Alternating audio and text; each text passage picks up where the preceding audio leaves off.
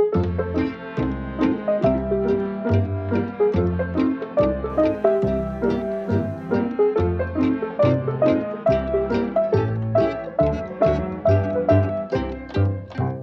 んにちは。ハンドメイド作家の花です。今回はパーツクラブさんで購入してきたビーズたちを使ってフルーツモチーフを作っていきたいと思います。今回も難易度順に5つのレシピをご紹介していくんですが、概要欄にチャプターをまとめておくので、1つの作り方だけ知りたいという方は是非そちらから飛んで見てみてください。また使用している材料はほぼ全てパーツクラブさんで購入したものになります。パーツたちの品番などが必要な方は1つ前の動画でご紹介しているので、是非そちらをご覧ください。今回も一粒一粒丁寧にイラストを描いて解説していくので、是非参考にしていただけたら嬉しいです。それでは早速作っていきましょう。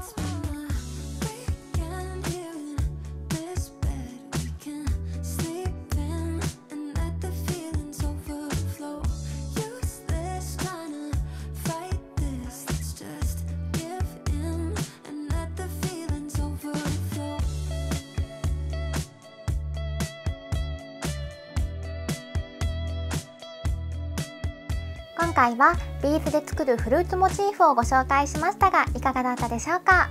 フルーツモチーフは一つだけでもかなり存在感があるので、アクセサリーやチャームにしてもかなりポイントになって可愛いんじゃないかなと思います。ぜひお気に入りの色で自分だけのフルーツモチーフを作ってみてくださいね。ビーズレシピの動画はイラストを描くのにかなり時間がかかってしまうので、あまり高頻度では動画を出すことができないんですが、これからも定期的に動画を作っていけたらいいなと思っておりますので、作ってほしいビーズモチーフやアクセサリーのデザインがあればぜひコメント欄で教えてください。それでは最後まで動画をご覧いただいて本当にありがとうございました。ぜひグッドボタンとチャンネル登録もよろしくお願いします。また次の動画でお会いしましょう。バイバーイ。